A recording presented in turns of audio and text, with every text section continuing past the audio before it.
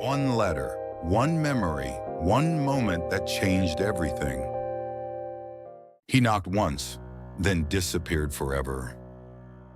It was just past 9 p.m. on a snowy Tuesday night. Claire Jensen, a retired librarian, was nestled in her armchair with a wool blanket and a half-read Agatha Christie novel. The town of Ashton Falls was blanketed in silence until she heard it. A single knock at the front door, firm, deliberate, unmistakable. Claire froze. No one ever visited her at night. The streets were empty, and she hadn't spoken to anyone face-to-face in days. Slowly, she rose and walked toward the door, heart gently thumping, unsure if she was about to greet a neighbor or something else. Claire opened the door. A young boy stood there, maybe 9 or 10 years old.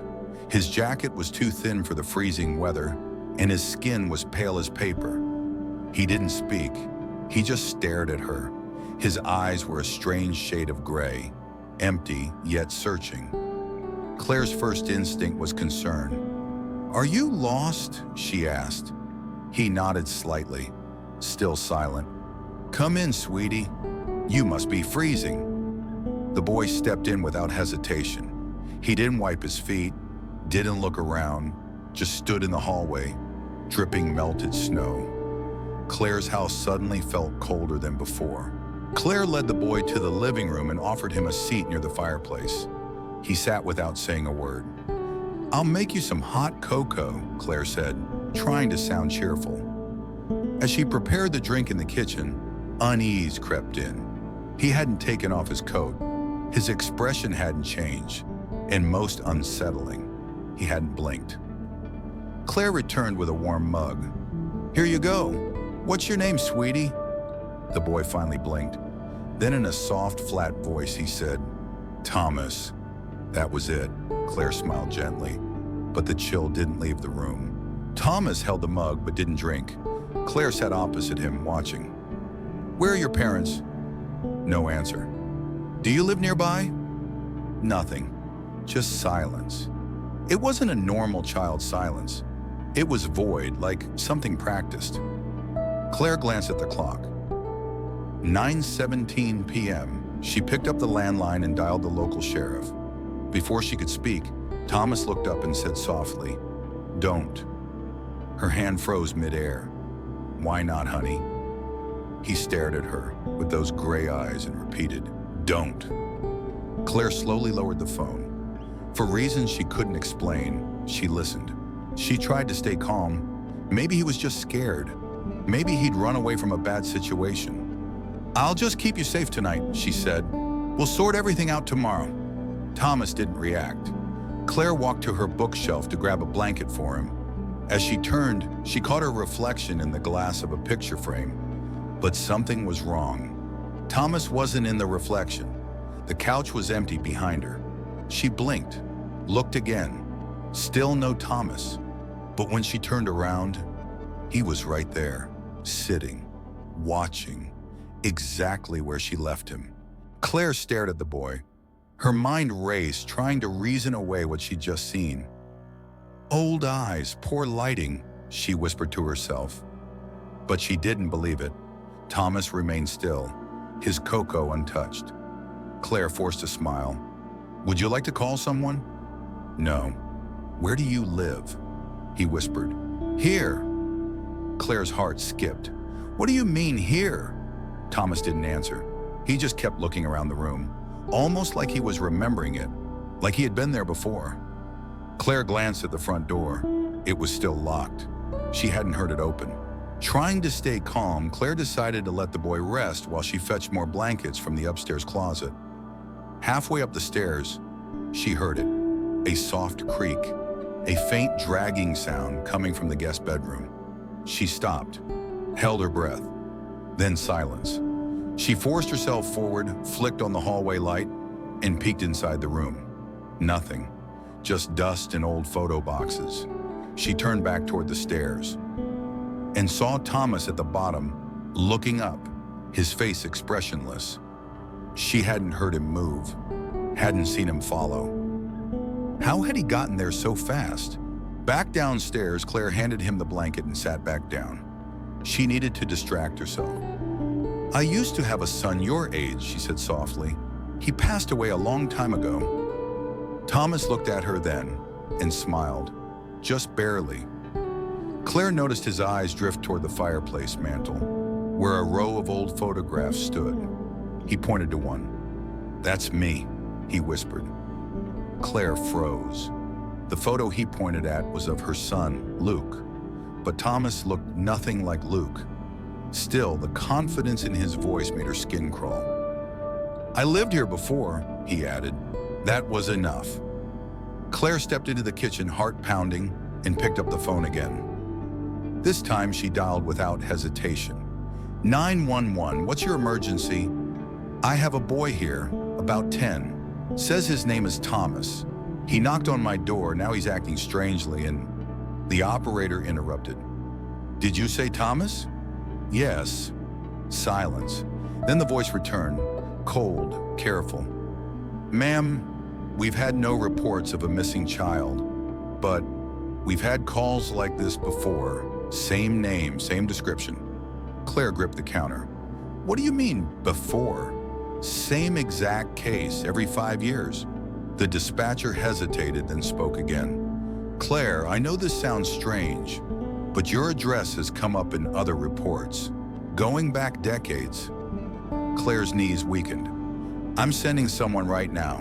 Stay calm, stay with the boy." She hung up slowly.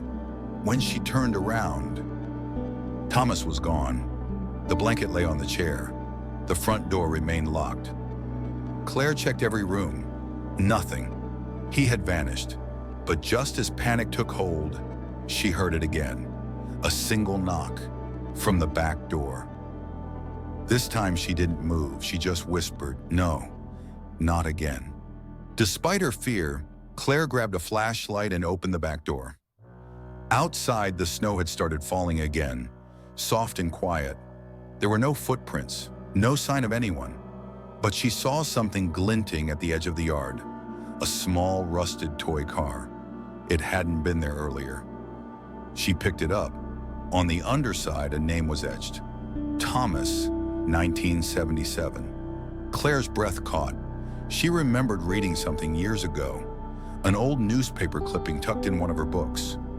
A child had gone missing in Ashton Falls in 1977. A boy named Thomas.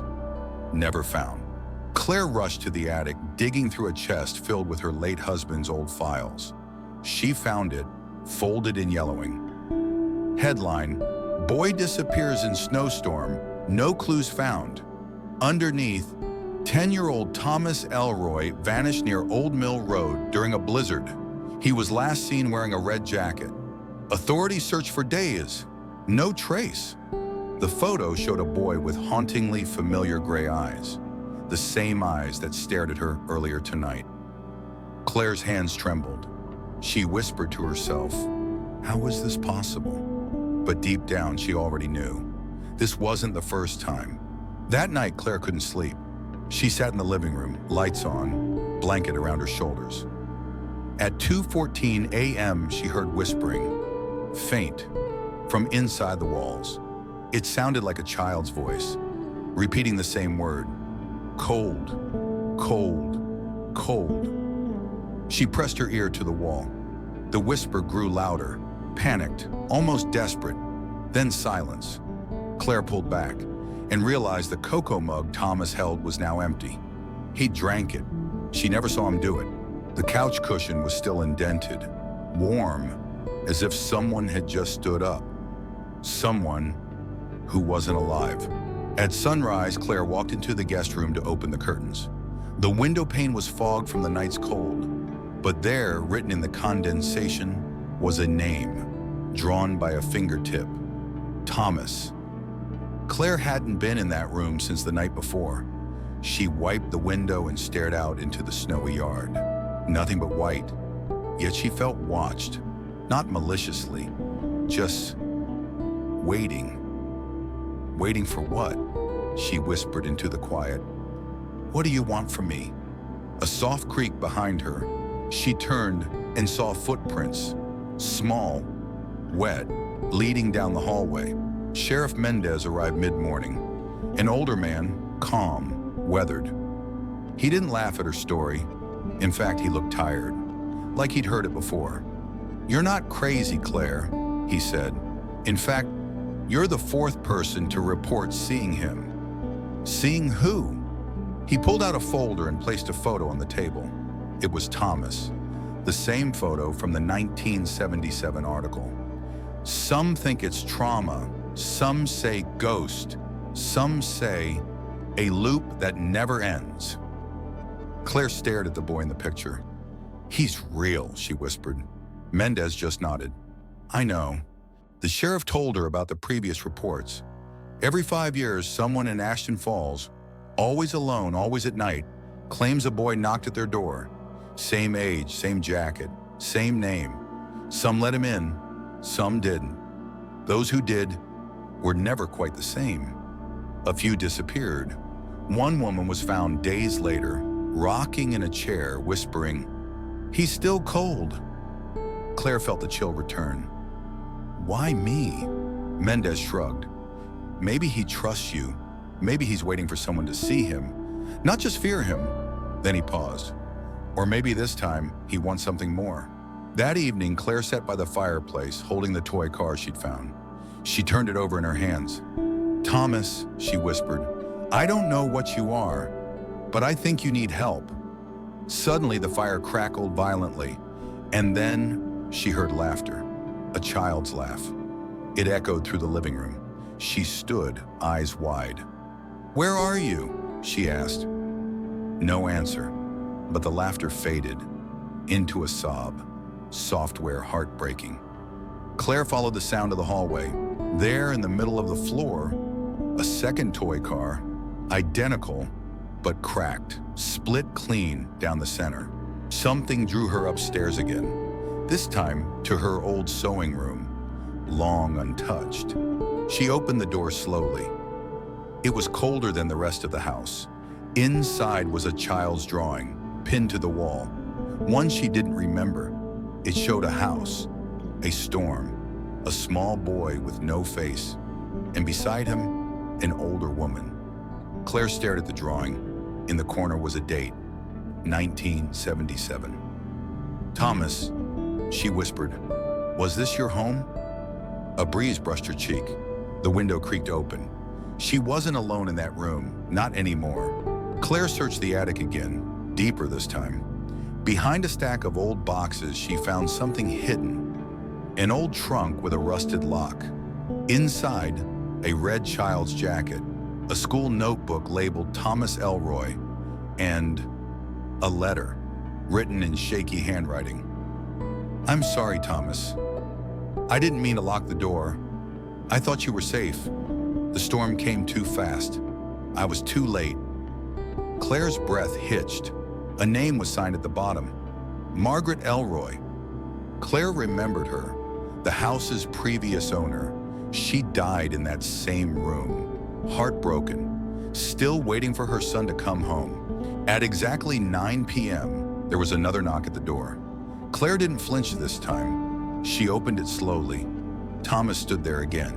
Same gray eyes, same red jacket. But tonight, he looked different, tired, sad. "Hi, Thomas," she said gently. He blinked.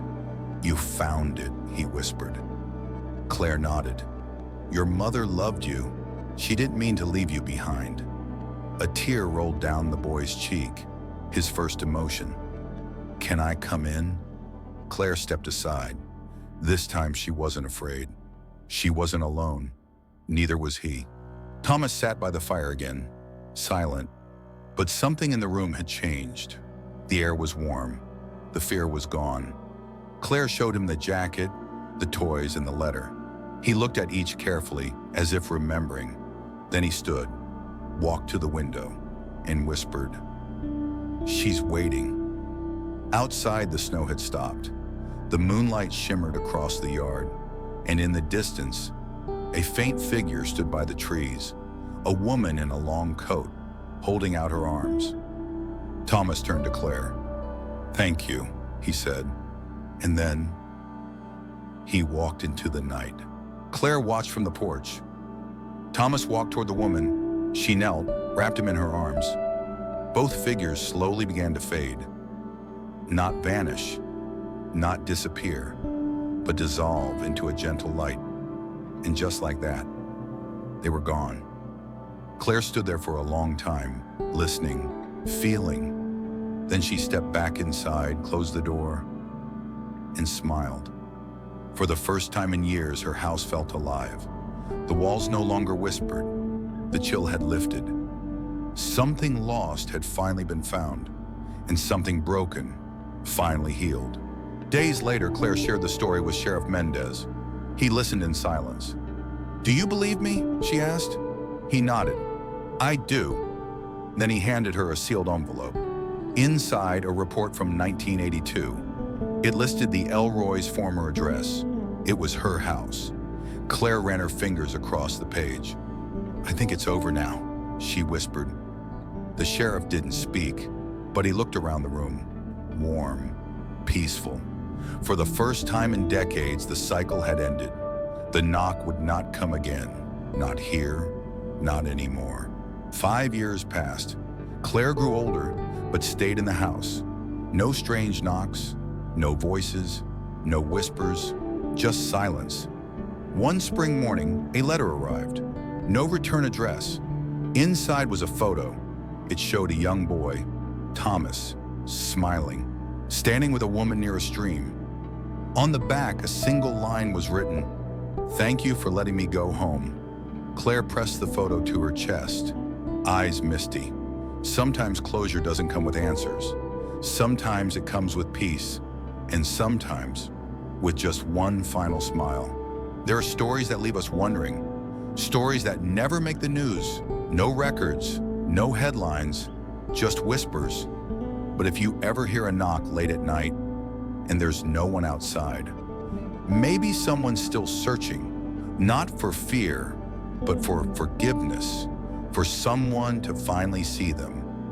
And listen, not every mystery is meant to be solved. Some are meant to be understood, even if only for a moment. Even if they knock, only once,